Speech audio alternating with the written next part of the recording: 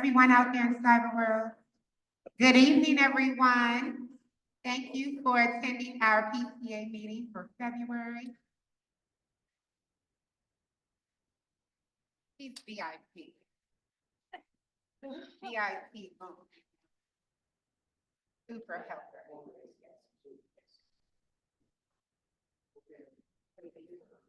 Okay. Good evening. I'm so glad you all were able to make it here this evening for our February PTA meeting.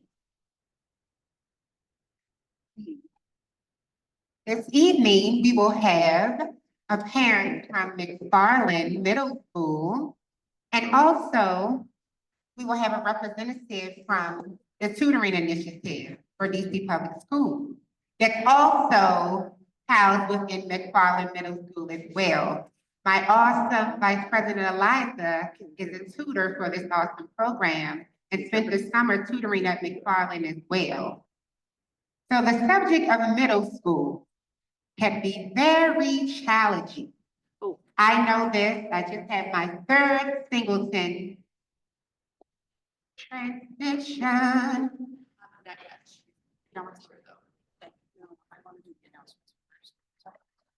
Oh, she's not here yet. Oh, pardon me, you all. Okay, one of our speakers isn't here yet.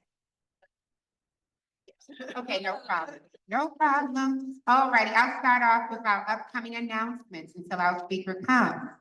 This week, I am in need of some volunteers. If you're available tomorrow afternoon to help decorate for our friendship extravaganza. It will be this Thursday. We had to postpone due to the weather. But however, I do believe it's going on this Wednesday. Okay, we'll be partying all day long. And the last party is from 4 until 6 p.m. Have a photo booth and a whole bunch of fun stuff for that. Also, this Friday, the 21st, Early Childhood Education Department will be having their first annual Alphabet Fashion Show. Please come out. It begins at 9:30. It should be.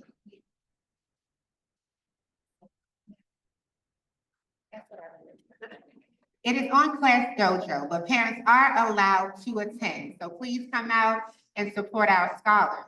Also on Friday, we'll be having our monthly produce market. So come on out and grab you some produce and some yummy goods as well. At the end of the month, we'll be having our blacks and wax exhibits. So stay tuned for more information about that.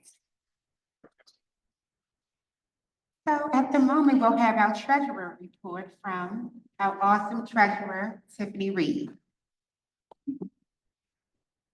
Thank you, Madam President. Okay, hey everyone, I'm Tiffany Reed. I'm the treasurer. Thanks for all your support. You guys rock. Cash on hand as of January 31st, $31,205.17. So things are going well for us. January expenses, so how we spent our money. We had some teachers who bought medals for scholars who improved their iReady scores mid-year. I believe that was the 3rd, 4th, and 5th graders. So congratulations to all the scholars who received medals for their improved performance. Barnard also hosted the DCPS Flamboyant team. Yeah. Which I don't know what that is, but I know Miss Sanders was involved. Oh, yeah, we hosted quite a few people Yes. last month, yeah. So we hosted them, and then we also hosted DPR service folks as well. And then we had a teacher planning day, and the PTA contributed donuts for breakfast. And then we supported the spelling bee, which was a lot of fun. We had, I don't know how many kids participate in the spelling bee, but it was awesome. If you guys didn't watch it on streaming, it was really, really fun to see that. And last but not least, we also supported classroom snacks. So we always have some classrooms that eat lunch late for young kids, that can be hard. We want them to learn. All right, and then I am going to take off my treasure hat unless anyone has any questions. Just a reminder to speak a little slower. What was that? Right, what, but there's maps in here. I am going to Rip some out? Yeah. No. now and just want to let everyone know that we do anticipate a double good popcorn sale campaign. Did you, Robert? And so we will do it. We did 2 last year. We haven't done one yet this year. And so we have a big goal to raise $5,000 from popcorn sales. And so we're going to do a contest. So look out for that. There'll be more on that contest. We're probably going to do it in March. And so just wanted to let you know that we'll have a fundraiser. The popcorn's delicious and we need everyone's help. Okay. I think that's it. Any questions? Anything I'm missing? Yeah. Lauren?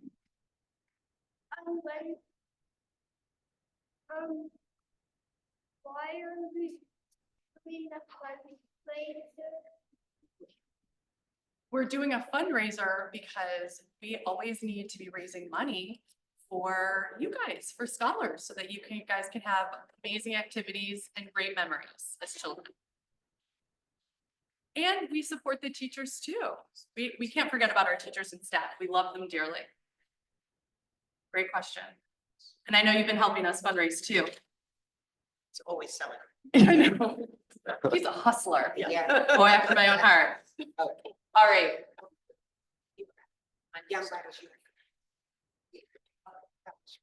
That came out in February. That's February. So that's all good. Oh, my goodness, we are in February. I just do the Oh, my month. Okay, hi, everyone. I'm next, Eliza Caba, Vice President. And again, otra vez, si está escuchando y necesita interpretación en español, lo tenemos aquí en vivo o en el Zoom por el botón de interpretation. Okay, so I am right now representing our Playground Committee Chair, Rachel Redfern. The Playground Committee opens and closes the playground gates every weekend and also sweeps for trash and any other problems. They're a dedicated group of volunteers. You have the power of knowing the code to the lock. And they're always looking for more volunteers, and especially over spring break. They have covered the first weekend of spring break, but assuming it's okay with the school, we would like to make sure that we can maintain access during spring break for kids who are in town and would like to use the playground. But it does need to be secured every night and reopened in the morning. So if you will be here in town for spring break, you live close by, and you want to know the power of the code to the gate, please see me after the meeting or contact the PTA through our email so that we can get you connected with the playground chair. Okay, next, I'm the chair of the Family Engagement Committee. And we had a really big event last week, which was our Know Your Immigration Rights training. It was delivered by a trainer named Gerson from United We Dream, which is an immigrant-led advocacy organization. We delivered it online on the day of the snow afternoon. And my apologies for the complicated email subject lines that I sent out repeatedly. I'm really sorry. I will try to do better with my rapid communications changes around snow days. But it went great. We had about 28 people attend. Gerson delivered the training in both English and Spanish. Due to current DCPS policy, we cannot have these types of trainings here at the school. We hope that that changes soon. In the meantime, we just want to encourage everybody to continue to reach out one-on-one, talk to your friends and neighbors, talk to your children's parents. The kinds of rights information that was shared is our constitutional and immigration system rights that everyone has the right to know. Citizens or not, legal residents or not, to protect yourselves from mistakes in the enforcement system, or to ensure the sort of safety and security of our children and the fear that the immigration crackdown has caused for them. So again, and if you want to be involved in trying to find out ways that we can better support one another, please be in touch with me. We have a group of active parents that are brainstorming and communicating with one another, reaching out as much as possible to our immigrant parents if you are an immigrant parent, or you have concerns or questions, you can come and see me after this meeting and I'll share with you what we learned at the meeting. At the training. Any other questions? And are there any questions in the Zoom? I just want to say a huge thank you to those of you that helped us organize this on quick notice with many changes to venue and snow and just everything changed quickly, and we're very grateful that we were able to make it happen. It's just one step. There's much more to do to continue to make sure that our children feel safe and that our community continues to take care of one another. Okay, I have one more hat to put on. Okay, now I'm the vice president of the PTA and I work on our government issues. So it's oversight season at the DC Council. That means that they haul up all the agencies that do the work of the city, and the council asks them hopefully very tough questions and gets answers and helps guide their work. This Friday, the PTA will be, I will be giving on behalf of the PTA, and the board is reviewing testimony to the Department of General Services oversight hearing. That's where we tell them about heating problems, the plumbing problems, the fact that the annex is crumbling apart, what we're excited about for the new wing renovation, and what remaining concerns that we have. So if you have anything that you want to make sure gets in that testimony, say it right now, or see me after the meeting, or send us an email. I'll pause there for that. It's not meant to be a list of work order tasks, but more like generally what are our concerns. Lauren.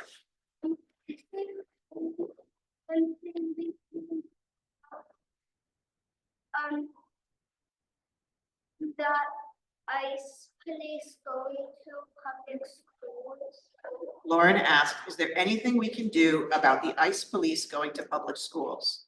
Thank you for asking, Lauren. That was what I was talking about in my previous update about supporting and protecting our immigrant families. So what the law says is that people are not allowed into a school. Nobody is actually allowed into a school without permission or a warrant. And a warrant has to be signed by a judge. And so if somebody was to come to a school, an ICE police, with a signed warrant, then they would be able to enter, and they would hopefully do so in a very orderly way. If they came without a signed warrant, then it's the job of the school security to work with DCPS and make sure what they're there for and find out and communicate as clearly as possible to families. So while students are here during the day, this is not a place, you know, for policing, it's a place for learning, right? So that guidance has been given to schools by the Attorney General, and so that's that. But no ICE police has come to any schools that we know of, actually anywhere in the country so far. They have not come into schools, just so you know.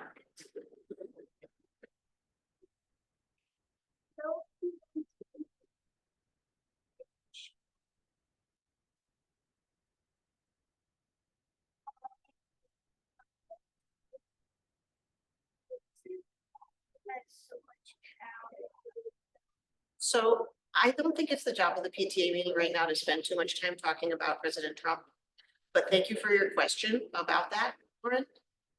You know, I think what is most important is that we reflect on how we can continue to support our community, right? And that's the PTA's job as it comes to the school, and it's all of our jobs in our neighborhoods. So thank you for paying attention and asking. Yeah, go ahead. In terms of the conversation with DGS, one thing that we've seen over and over again with the renovations is problems with the HVAC consistently.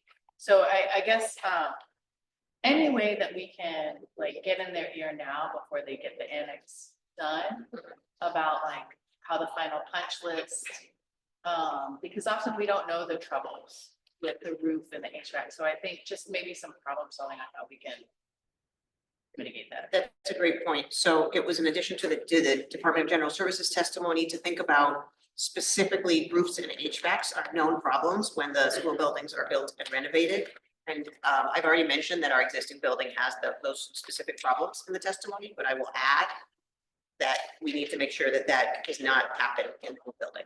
And we might need no policies around that, like if that becomes an issue, hitting them off for these new builds faster than letting them, Could you send me 3 sentences? yeah. Thank you. That would be great. Thank you. Okay. And then there's also oversight testimony for DCPS, for DC Public Schools next week, that we will also be drafting. I have not yet drafted anything for that, but I can tell you that it will include some questions about immigration policy in the school system and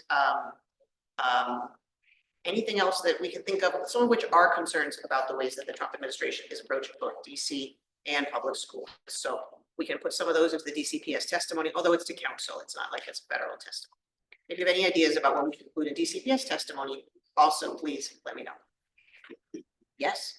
Special education. I think Special that education. If we lose federal funding, you know, which isn't as much as we think too, but we might lose the law. So like, how does DCS plan to continue services? Great point. So the note is, again, for the DCPS testimony, which I would love if you would send me 3 sentences, Absolutely.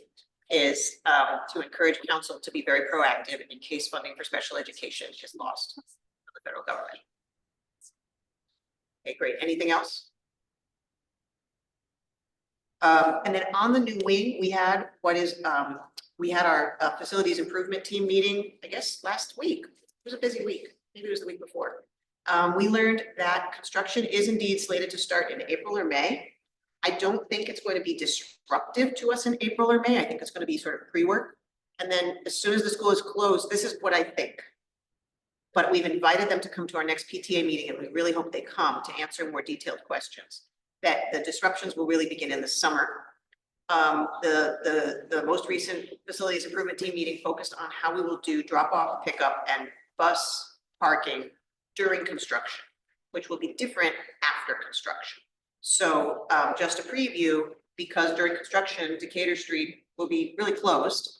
A lot of drop-off and pickup will take place on Crittenden Street, and students will have to come up the ramp or the stairs from that side gate at the parking lot. The bus drop-off will likely be on 3rd Street, 4th Street. The bus drop-off itself will be on 4th Street, and students from the buses will come into those doors directly next to the office. But the school doesn't feel that's enough capacity for everyone, so they want most drop-off and pickup to take place at the bottom of the hill on Crittenden Street. Yes, Rachel. Will the playground be accessible during construction? Yes, the playground is supposed to be accessible during construction. But not the garden. Or the fruit trees.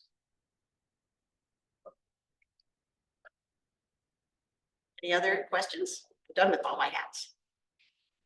Lauren, last question.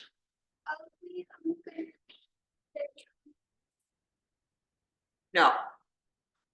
I know. No, it's that. I'm really sad. I put it in the testimony that we want them to move the fruit trees if possible. I don't think it's gonna happen.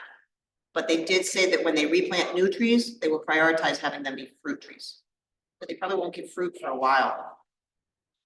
So we've been advocating for a whole year for the fruit trees, just so you know, but I don't think it's very likely. Any other questions? It's actually the first thing Dr. Reed said when they asked her, what do you want in this new building? And she said, the fruit trees. But Oh, I guess they're here. thank you. Thank you, Eliza. Well, I would like, pardon me for a moment, I would like to also include that we did have a family engagement outing. Yes, on January 29th, sponsored by our fundraising committee. Thank you all so very much. We went to see the Wizards. We had a night of basketball at Capital One Arena, where all of our finalists from the spelling bee, they all went, and actually every avenue of our school was represented that night. From the annex, both ECE classes, all over. We had a night of fun at the Wizards game, even though we didn't win. It was still good. Oh, Afterwards. Oh. it was the Barnard Club that came through. All righty, so now our special guests are here for the evening to speak about middle school and that very interesting transition as I was about to elaborate on earlier, I just recently had my third singleton enter into middle school just this August. And I must say, it is February, and I'm still wondering about middle school. I am. I just am. It's not my first rodeo. No, actually, it's my fourth singleton, okay? The triplets will be the last to enter middle school. Do you all have any questions or concerns or thoughts, wonders about the middle school process? Any parents, I know some of you all, we may have a year or so or many years to come before middle school's an option. But do any of you have any concerns about that right now? Thoughts? I'm wondering about aftercare, like, I know they don't have aftercare, but like, what does after school look like for? Oh, well, I know Stuart Hobson had aftercare. Yeah, on Capitol Hill, they actually had aftercare. Right, so I'm gonna call up one of our guests for the evening, because I guess each school is different, Yeah. right? Because I know other middle schools that do have aftercare. So without further ado, I will be calling to the podium Teresa Ellis. She's a parent of McFarland, and I'll let her give you all the other details. I'd like to introduce. Oh, pardon me, Sydney will introduce her. Hi, everyone. So I'm excited to be able to say that she's a friend. She's a new friend. And it was awesome because I was at a party, we have mutual friends, and I asked her where her kids went to school, and her son goes to McFarland. And I don't hear that very often, I'll admit. And so I was very excited to get to know Teresa and hear more about McFarland. And so she's very modest, doesn't want you to know this about her, but she's also like a shiro. So Teresa Ellis is General Counsel at the International Federation of Professional and Technical Engineers. Before that, she served as the Senior Associate at the American Federation of Teachers. Teresa is from the DMV. She has 3 kids, and her oldest son is in 7th grade at McFarland, and she has twins in 2nd grade at Bruce Monroe. Thank you for being here. Hi, everybody. I asked Tiffany not to read the other stuff and just say that I'm a parent. So I am a parent, I have a 7th grader at McFarland. McFarland is a real school, real kids go there. They are all okay. And I have twin 2nd graders at Bruce Monroe right down the street. So, also in the neighborhood, also just PS, just like McFarland. So I guess I'm here to answer questions if anybody has any, but real quick, just kind of an overview of our experience, like at McFarland specifically and with middle school generally. I mean, we've been happy at McFarland. It's supposed to be the feeder dual language TCPS school. I don't know if there's another one actually, but at least for the area. But they have this Spanish or the dual language program. And then they also have like the English track. So you could choose either when you're going in, and they offer language. If you're part of the dual language track, they offer, I think, like science and math are in Spanish, and probably one other subject. And then, like music, art, obviously English language arts are in English. They also offer, I think, Arabic and French starting in 7th grade. And then they have, they have sports, they have a basketball team, they have a DC Scores soccer team, they have a DCIA soccer team, they have a cross country team, they have a PTO that is kind of in its infancy. I'm a parent on the PTO there that we're trying to build. So come on over and help us make it grow. And they have a really kind of active, involved, principal and assistant principals for each grade level and teaching staff that got brought over. A lot of them got brought over from Hardy with their relatively new principal Cook, who's been there for about three years, I want to say. So he came in about the same time as the new building opened.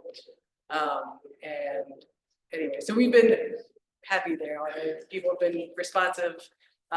We had kind of, you know, have a boy, and, you know, going in, he thought that he, you know, kind of knew everything. There was some kind of behavior, not necessarily because of him, but like, you know, you put a bunch of like 6th, 7th grade boys in a room together, and it's middle school, and they get some new freedom, and they start to bounce off the walls. And you know, every time we had to call school about what was going on in school, they've been like really responsible and helpful, and, you know, kind of, my kid, Russ, a straight A student, and they nurture that in addition to, I think, really trying to take care of kids who, you know, kind of need more help in different ways. So, I think the hardest thing about, the hardest thing about middle school, at the beginning, I think for me was really just for me and not for my child. It was more setting him free and then knowing that, you know, he was just kind of more figuring out things on his own than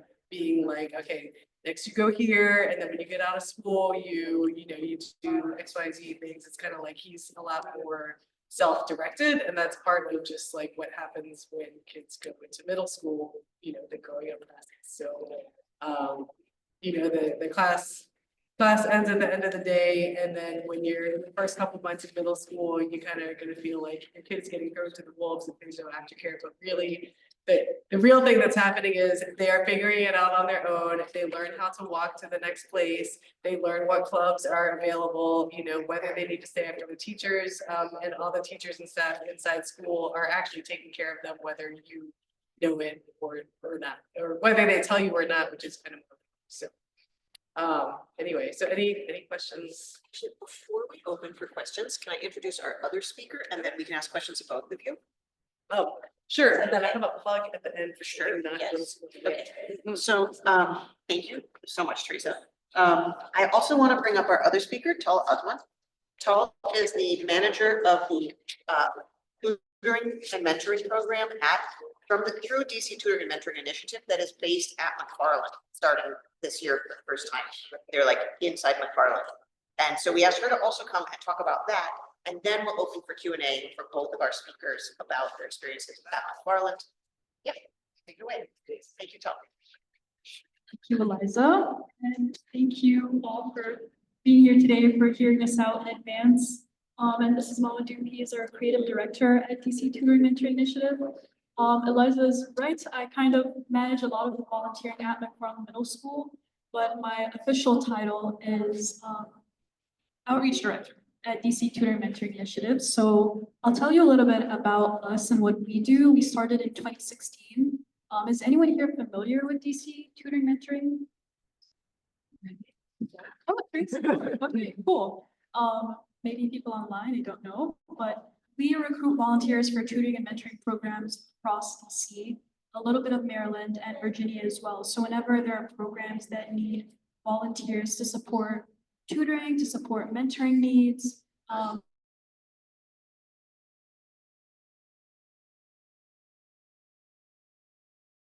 volunteers that they need to get the kids the support that they need. And so one of the things that one of the ways that got us to working so closely with McFarland is over the last year, and we've been recruiting volunteers since 2016. We started the Neighborhood Supported Schools Initiative last year. And so the aim of that initiative is to work closely with schools and with community members to get involved in their local schools and to really know what's going on there so that they can, you know, both support the kids who need extra help in school while they need it and while they're in class, but also for a way for community members to really come together around a very, very vital part of our communities, which is our schools. So with McFarland, our main goal, and McFarland is one of the 2 schools that we've been working with so far. We initially started working with McFarland in the summer of last year. That's when we really piloted the volunteering program there. We, I think, started off with about 10 to 12 volunteers who helped out during the summer.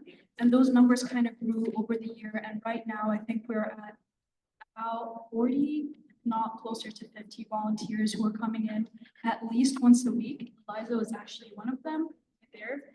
So I know Eliza was supporting a Spanish-speaking class there, and we really appreciated Eliza's support. A lot of other people, whether it's parents in the community, whether it is, adults who are working full-time jobs and maybe take an hour out of their week to volunteer there. We have people who are maybe in between jobs and have been teachers or had some kind of experience teaching. Some of them are retired. Some of them are, again, parents or, stay-at-home moms, stay-at-home dads who come out and help. And all of them just care about the same thing, which is getting the kids the extra support that they need. And we've been trying to just encourage more people to get involved there. We've been especially trying to encourage parents whose kids go to schools around here, and parents who, you're a Barnard Elementary School parent, your child could potentially go to McFarland, and so you want to know what it's like over there. It is a really great way to be able to see the school environment for yourself, to be a part of it on a consistent basis, and at the same time, most importantly, be able to support a kid who really needs extra help. And so I'm hoping that I touched on all the main points that some of you might be interested in. And again, just want to emphasize the whole reason that we're doing this is to give people a sense of connection and a sense of understanding of the school that your kid could go to, but also the community around you, because we're all inevitably connected. So with that all being said, Eliza, should I touch on anything else? Open it to questions. Yeah. Thank you both. So now let's do questions, and I want to add my own preface, which is having visited McFarland. I was volunteering there through the summer and then the fall. And there's some fraught language around middle school and DCPS schools in DC. And I'm just going to use you as an example because you said it. Real people send their kids to McFarland. McFarland is a full school. It's got a lot of people in it. They're all real. But we have probably all heard that McFarland also suffers from a reputation of being a school that has a high concentration of kids with a lot of needs. So the question really is like, okay, how are those kids educated? Are those kids kept safe? And then if I want to send my child who does not have such a high set of special needs and really wants to thrive academically, will they do so, right? Would you say that that's a fair way to think about it? Yeah. Because it's full. It's full of Spanish-speaking kids, recent immigrant families. It's full of longtime residents. It's full of Black families, white families, Latino families, Asian families, and people go there from across the city. I was working with some kids that took the train from Southeast to come to McFarland, which, so it's our neighborhood school and it's a destination school for others around the city. And yet those of us in the neighborhood sometimes look at this reputation and we think, okay, so I don't know, people have said, I'm going to put the Blanchards on the spot as well. I heard them say once to me that McFarland has had a challenging reputation for 30 years. And that's fair. It's fair that, but a reputation is not the same as what's really happening inside a building right now. So we wanted to have this conversation specifically about McFarland to try to get at some of those reputational issues and what's the reality. I'm going to be very transparent with everyone. One thing that happens here at Barnard is that as people are beginning to think about middle school in 4th grade, they start to make moves. We start to make moves because we're thinking about the middle school and high school tracks that are available. And so Barnard lost this year a lot of our 5th graders, an unusually high number. Dr. Reed asked the PTA to help think about, okay, that's not good for Barnard to lose our 5th graders that are here at a high level of academic excellence, working really hard here. But every family is going to make the decision that's best for them as a family. So the real question is, if you're staying in Barnard through 5th grade, would you feel like it is an adequate option for your family to go to McFarland if you didn't previously think it was? So that's kind of what we want to get at with this conversation is it okay? Can you take a deep breath and feel like, oh, it'll be okay if I stay here through 5th grade? Because even if I don't get into Latin or anywhere else you want to go, I can always go to McFarland and it's going to be solid. It's going to be fine. So that's kind of what we want to get at today. And so we really want to, if you have hard questions, neither of these people are administrators or teachers at the school, so they may not be able to answer really specific questions. But I hope you'll do your best to share with us what it really feels like what it's actually like for your children and for the children that you know and for these families. Can I share something for a moment? Okay, Teresa said something that was very valid. When she mentioned When her son went to middle school, he became this independent being, okay? And so I will admit that for me, it is more challenging for me than for my middle schooler. It is, and so I'm glad that she said that. It's me, it's not her, it's me. Because I'm used to her, she's been at Barnard, you know, since she was little. And now she's going out to this big old world that's not Barnard, where only the best is good enough, by the way. But I would probably feel that way had she gone anywhere. Okay, I'm from Capitol Hill, born and nurtured, so that's all that I know, naturally. Everything Capitol Hill. Like even my sophomore scholar, my child, he went to school on Capitol Hill after Barnard. So he traveled all the way over there. So they do like develop this newfound maturity, like almost like the summer before they go to middle school. Because even when I took my Aunt Elaine to summer in Richmond, she's like, see ya. And I'm like, oh my goodness. Like you were just in elementary school. So I'm open to hear about all of the awesomeness of other schools and I encourage you all to as well. It's just like a whole new realm. You know, like you think about, there are some children that are in school like in 8th grade. They're almost in high school, right? So now they're around children that are developmentally different from them, but they'll be just fine. And like she mentioned, it's about, you know, having faith in that your children will do the right things and they'll be awesome and blossom. So I thank you for making that statement, Teresa, and I'll hand you the mic to give some insight on this file. Well, I mean, just real quick to that point, but so when my son was in 6th grade, you know, after like the first few weeks, he was like, okay, I don't need you, mom. I'm gonna walk with my friends. He went in with like a solid group, maybe like Bruce Monroe is not like a heavy McFarland feeder, but he went in with a good group, maybe like 10, 15 Bruce Monroe kids. So he'd go outside and then like walk back to the park with his 2 or 3 friends and go play soccer. You know, there's a bunch of Powell kids there, so they all like have their community there, like ready-made kind of. But he was like, he would do what he was ready for, and now he doesn't need me to pick him up from the park by car. He'll just take the bus, and that's all like kind of independence that he's learned as he was ready for it, like with the support of, you know, me and parents there, like you can do it or you don't have to or whatever. And so they'll tell you what they're ready for. No matter what middle school they go to. And then I know you were talking a little bit about there's, you know, this reputation that McFarland has, you know, that's kind of followed it over the years. And I think some of that is historical. And I also think some of that is unfair. And just kind of a holdover, you know, and I'm curious, like there are people who have been in the neighborhood for a long time who kind of have held on to this idea that McFarland is this, you know, like a rough school. It used to be falling apart. It used to be that, you know, there were not that many kids inside the school walls because it was falling apart. It was hard to keep staff. At some point there was, or it was the school where they would send all the newly arrived kids from wherever they were. And then these newly arrived kids, I recently learned this from people inside the school. Then there was some strife between the newly arrived who came into a school that was majority Black. And so that was maybe 10, it was before the new building was built. I want to say maybe 8 to 10 years ago.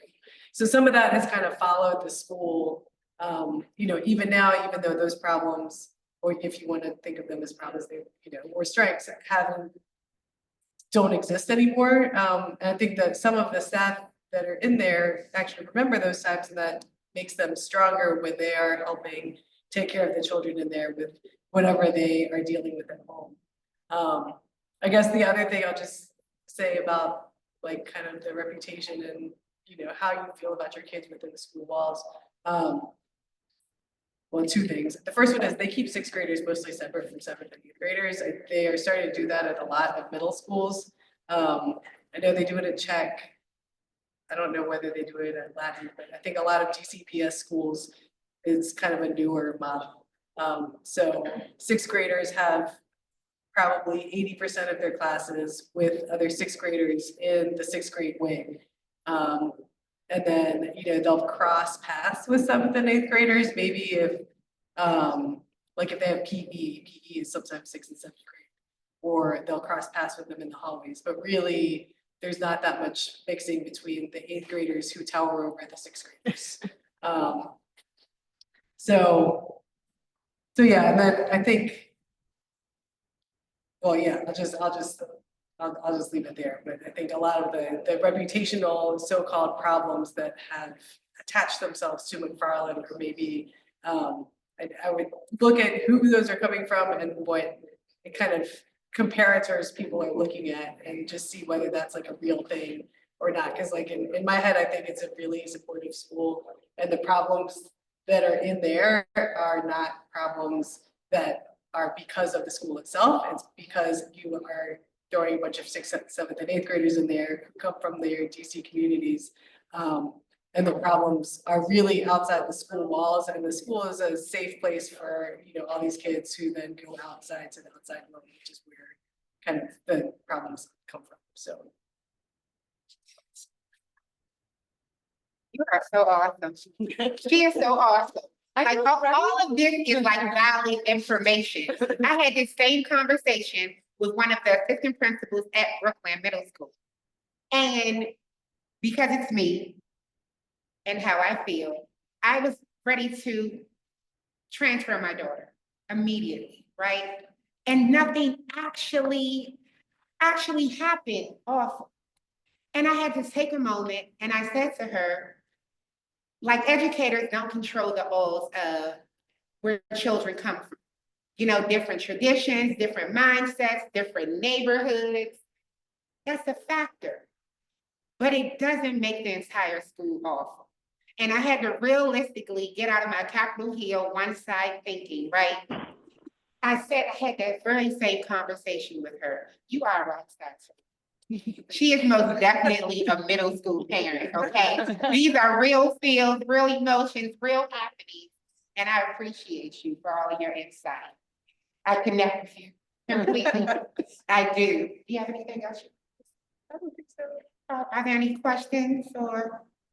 There's one question in the chat.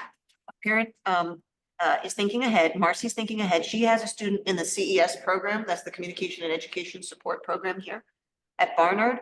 And he's just in first grade, but she's thinking ahead to what does, if we know, and if we don't know, then that's a question for the administrators.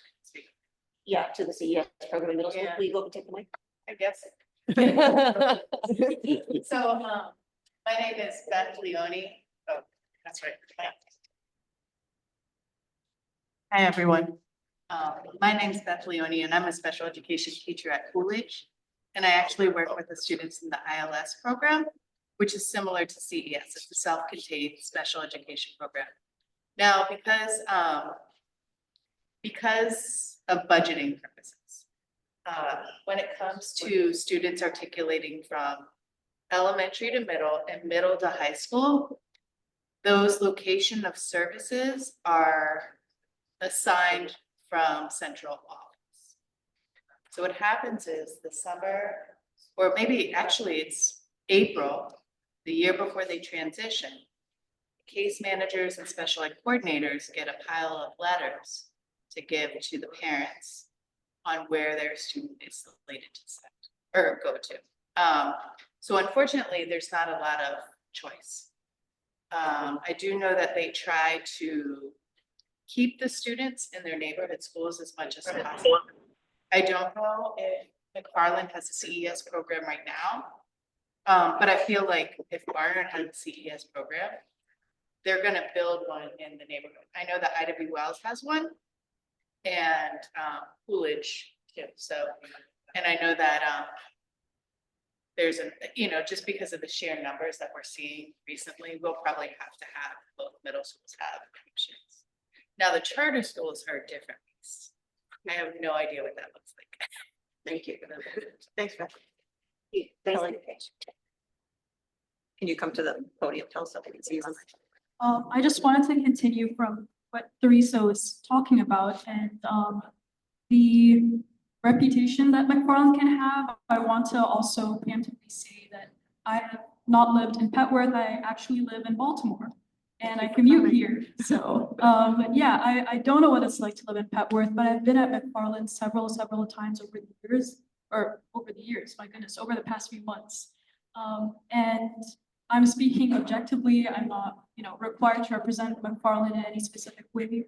I've been there and it really is not that bad. I see, I see the teachers, I see the staff members, I see the security guards. They all know the kids by name. They're all saying hi as they pass by them. The kids are going out. They know who to go to when they need help. The principal's sitting out in the hallways, and that's where I find him most of the time. He's out there making sure that every kid in the hallway is on their way to class or is getting what they need. The staff members, Ms. Walker McLean, is one of the prominent staff members who comes to mind, who is just always making sure that kids have what they need, whether it's, a kid hurt his knee and needs the nurse, or whether it's someone who, is trying to find a classroom, whatever it might be. They're always on top of everything as far as I'm concerned. And again, I'm speaking from objective experience. So I want to just underline the fact that it's not that bad. But if you do think it's that bad, the best thing that you can do is actually be there. And to be there, your first step is getting a DCPS background check. So if you are interested in volunteering and just seeing what it's like, you don't just have to help out during the daytime. There are weekend opportunities too. They have Saturday school, they have a Math Mondays after school program. They've got after school tutoring every single day. They've got daytime support. Some classes have multiple teachers in them as well. And that's what tells me that they really care about their students and they want to make sure that kids succeed in every avenue that they can. They're opening new after-school enrichment programs for them. I think they're starting a program called Girls on the Run that supports and encourages girls to run. I think it's track. They've got a lot of cheerleading, I think cheerleading, basketball, soccer, etc. And just overall, I just want to underline that from my interactions with McFarland staff, they really do care about their kids. So if you want to be part of volunteering and seeing what it's like, you can do an hour a week, you can do every single day, all day, whatever you'd like to do. There are lots of ways to, I don't know if you want to do that in middle school, but you could. Your first step, we have some sign-up sheets right next to the board dispensers, I believe, and some flyers just about DCTMI if you want to learn more about who we actually are and you're like, who is this? These two random representatives at our school. You can always reach out to us, ask us questions. We're happy to just connect you with McFarland staff if you'd like to. They have an open house, I believe. I really want to say it's this Friday at 5 p.m. Please double check me on that. But they do have an open house coming up. I would highly recommend going. Again, staff is super inviting, super welcoming. And just, yeah, thank you. And happy to know if there are any questions about volunteering. You said there's a open house for McFarland, Yes, and you think it's this week? I believe so. I can double check that for you in just a second. Thank you. No problem. While you're checking, are there any other questions about like middle school or McFarland specifically? Oh, Teresa knows about the open house? It looks like a yes, it's this Friday, the 19th, February 19th. Is that a Friday? Yeah. Yes, okay. Oh, wait, no, that's, we also have an awesome band. No, sorry, that's tomorrow. Oh, Tomorrow. then it's Wednesday? It's Wednesday, tomorrow at 5 is the open house. Okay. See some of you there maybe. But they will give tours anytime. If any parent wants to go in and just walk around, they will like call the front office and be like, can I come look? Cook will walk you around. Like, you can see how he knows every student by name and he's like, go to class or like, whatever. So they're like open and welcoming if tomorrow at 5 o'clock doesn't somehow work for you when you're thinking about going. Question back here. Yeah, hi. I guess maybe this is more of a middle school question than a McFarland question. I don't know, I guess both, but, okay. So one thing that I love about Barnard is that I feel like my whole family is welcome here all the time. And, thinking about middle school, and as you say, a kid could just walk in by themselves and maybe just walk there by themselves. So I was wondering if you could talk a little bit about how the school makes your family feel part of the community and welcome. So the school itself does, Yeah, and I'm also, coming from an elementary school as well, right? Like my kids went all the way through Bruce Monroe. I still got two down there. It's like good, like community where, we walk in, we feel welcome. It looks a lot like this. The teachers know you, you can, call up the teacher. So middle school is different. And it's not because the school itself is not welcoming, it's because your kid does not want you there all the time like they do in elementary school. I'm just like, I am the person who tries to go into school and my son is like, Mom, please. You're so embarrassing. Why are you here? Like, so if I'm going in there to help out or volunteer or whatever, right? Like, I just have to know that he's probably not gonna talk to me. He might duck out and go to a different, go to the library for lunch instead of the cafeteria. Which is fine, right? But the staff is all welcoming. They're happy to see, I think they're happy to see parents there, doing whatever. They're really happy to see that there's a PTO that's kind of building itself, because that's something that is kind of on the new and different side there, McFarland. It's like historically the families have been less involved. And so I think that's something that we're trying to build, right? And it's not because the school isn't welcoming to families, it's because the structure isn't there. But the other part of it is the kids don't want us there as much as we think they do. So yeah, I don't know if that answers your question, but Yeah, you got it. yeah, like there's, they have family nights, they have, there's a band, we have a new band, we have kids who are applying to do Ellington. We have a great music teacher, they have art, like kind of showcases. So there's like all kinds of opportunities where parents can come in and see the things that the kids are doing in school and just get an opportunity to see what they're learning. So, I guess to the extent that you want to be in school and see what's going on, then that's an opportunity. It's just like really you're kind of talking to the teachers while your kid is there may or may not happen for you depending on your child. More questions? I have one. So I think you mentioned that your son does well academically. I think you said like straight A student, and I guess I continue to hear in this community that, my kid is too good for McFarland. So I was wondering, like, why did you decide to give McFarland a chance? Like, why is McFarland good enough for your straight A student? That's an interesting question because, part of it is like, okay, like I live in this neighborhood, so why wouldn't, like that should be the default in my mind, right? I live in the neighborhood, his friends are going there, it's convenient.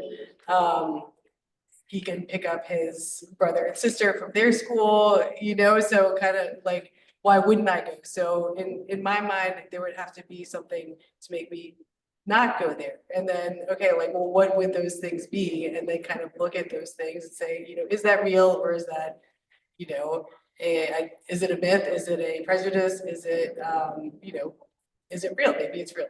So that's kind of where I started, I guess. And going in from like fifth grade, they do fifth grade placement testing, right? And so, and the purpose of that is to put them in whatever place they're going to be in middle school. And I think that also helps some parents just knowing that there is placement testing. There is like regular math, advanced math. There is after school help for people who need extra help. Like actually that's true, like literally every single day. So wherever you're coming in on the academic scale, is like you're like all the kids on every level of the academic scale are taken care of in some way at the school. Just like in, pretty much every other DCPS school. I don't know that much about the charters, but I assume that that's what they strive for. So Yeah, anyway, yeah, so in my mind, like, that's kind of the default, is it is the community school, it's the feeder school, like, why would I not go there? And then they're checking all the boxes as far as having the academics and the after-school activities, and there's nothing saying why, don't send your kid here, it's a terrible place, right? I don't know, if anyone else wants to add, on the question. I've been surprised to learn about some like super exciting things at various schools, and I was wondering if you could just tell us like one or two things that we as elementary school parents might not even know about, like the kinds of opportunities that are available in McFarland. Like, do you have like one or two favorites, like a thing that you never would have thought? I'll give you an example. I learned recently that any kid who studies a foreign language at Roosevelt can travel internationally if they want with that. Like, is there something like that about McFarland that I should know? I actually recently learned that too, and Isn't that was that really amazing? cool. So I don't know. For you, just let me be clear. You said kids were playing at Duke Ellington, So in the music program? not yet, because we just started our band this year, but there are kids who are applying to Duke Ellington Oh, from McFarland. Actually from IDB Wells too, if anybody is thinking about going there, I know they have a good music program. We have a friend who's applying to Ellington there, so yeah, there's a community member who went to McFarland some 30 years ago, with an anonymous donation, and said, here, Mr. Ring, you always wanted a band at McFarland, now you can start one. And so he was able to go out and buy a bunch of instruments and start a band. So we now are starting a band at McFarland. And the music teacher is amazing, and so he's getting these kids enough, in just like a year and a half, of like good enough, picking the students who he thinks have the aptitude to apply to Ellington. So that's like actually happening, which is really cool. Sure.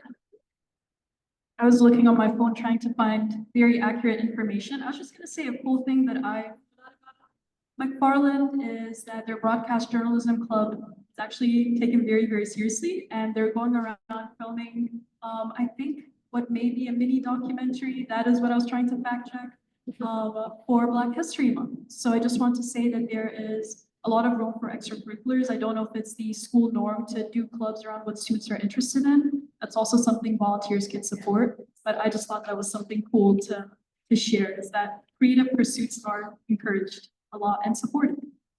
Yeah. I have one to add. Oh, sure, I was just, so like, just back, it made me think, like, back to your question, like I think the harder part is finding out like what they're doing that they're not telling you about, because like you don't wander the hallways and see the flyers, and that's the way they find out about this stuff. They'll put it out in the school newsletter, but like really, like the way that kids find out about stuff is like they paper the hallways with flyers, and then they go to the interest meeting, which, you're not invited to, and then they come home, and if they're not interested, they won't tell you about it. So whether you want them to run cross country or not, like if they don't want to run cross country, they will not tell you about the interest meeting, and then like you'll never know. So I guess that's the kind of like culture shock between elementary school and middle school that, I'm not gonna lie, I had a hard time adjusting to, and now that I know that's how it is, I'm like, okay, like I get it. And it's fine.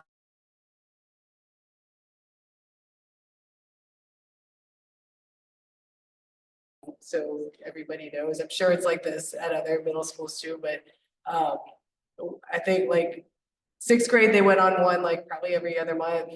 They have like school dances based on points.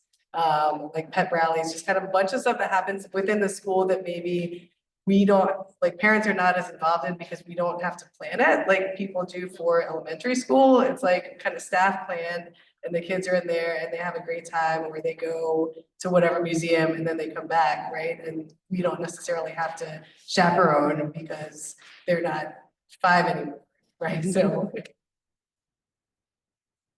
I wanted to speak to something specifically that I have heard about McFarland, which is safety concerns around fighting. And this came up when Principal Cook spoke to us last year at our January 2024 PTA meeting. And so first of all, in my volunteering in the hallways, the children are loud and rowdy.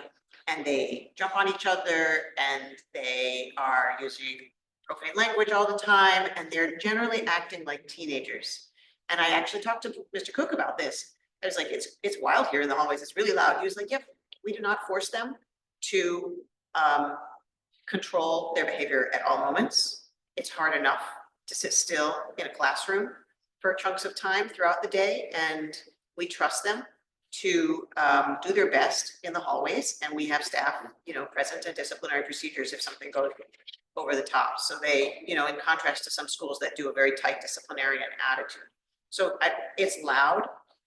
I did not find it comfortable from an oral perspective, but there's nothing dangerous about what I've seen in all my time volunteering at McFarland. Just loud, because they are loud and also a little smelly.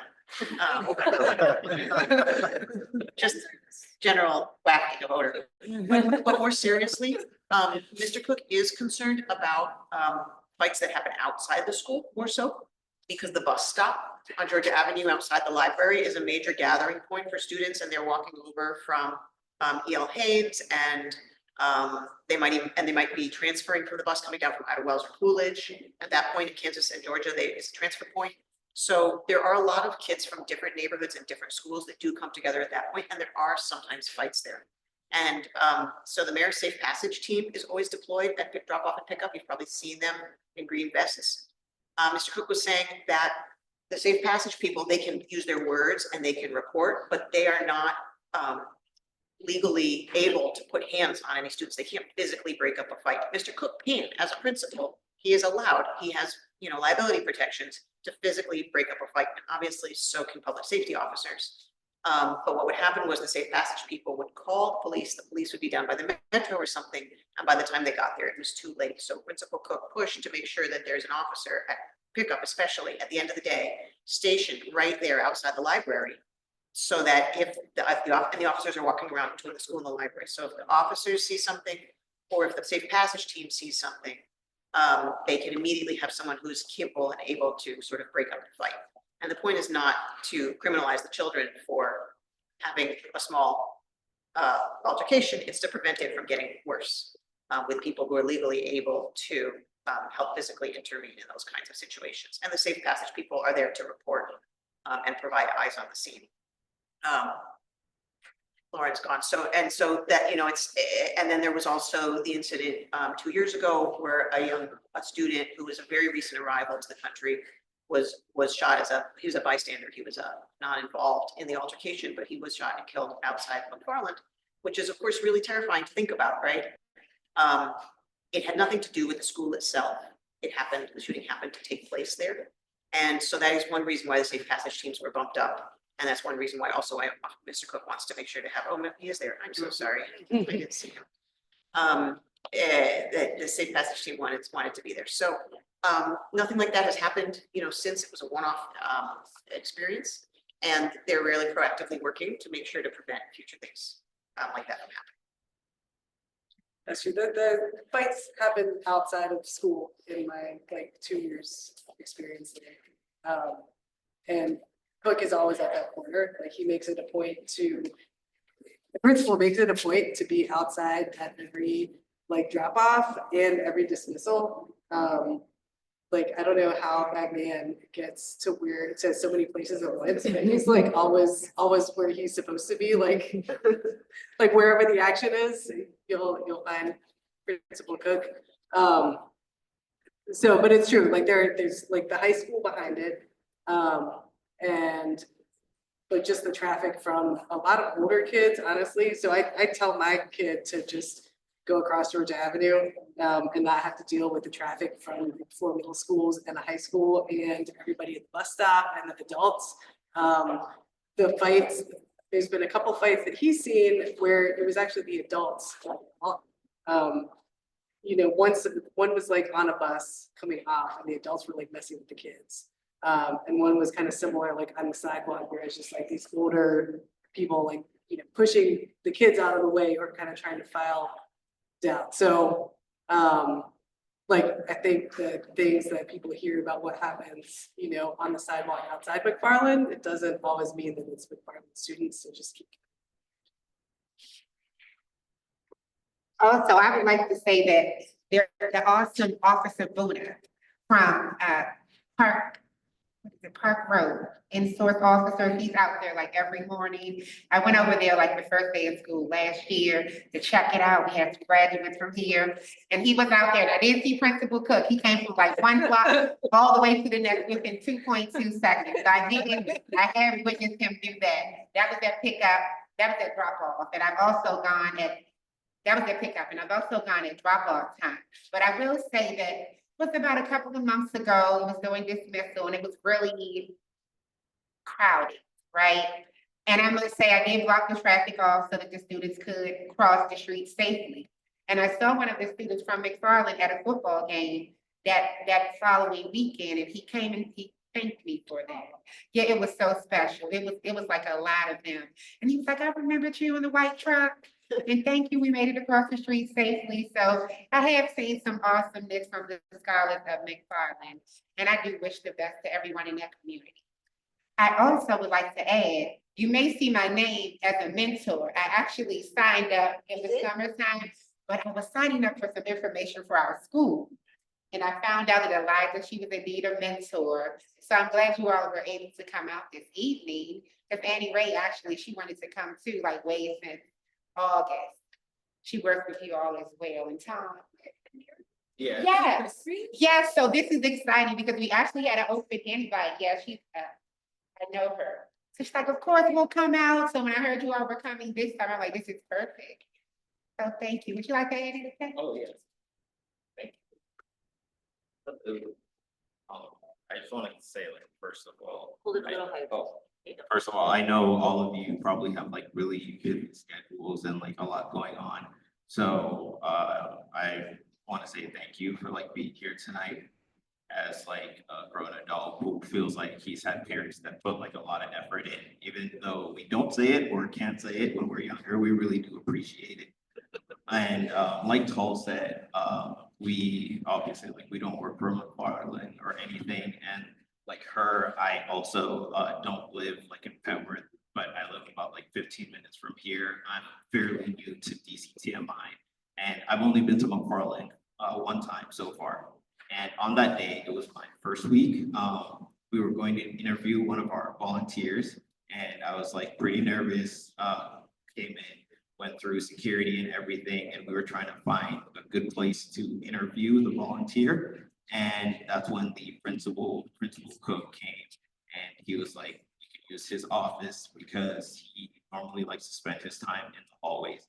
So if he's not walking around, the entire time we were doing the interview, it took like almost an hour. He was in the hallway, greeting students, sitting down, talking to them. So with caring adults like that inside of the school, I'm assuming like his staff follow suit. I would, if I had kids that age, I would definitely love for them to be around like adults like that who care about them that much when I'm not around. And to also add on to Tull's point, if any of you wanted to sign up with us to be a volunteer and spend some time inside the school, you can volunteer in any class that you're interested in. If you want to volunteer in your child's class, stop you. So, yeah, the kids would definitely appreciate that extra support. And thank you guys again for being here tonight.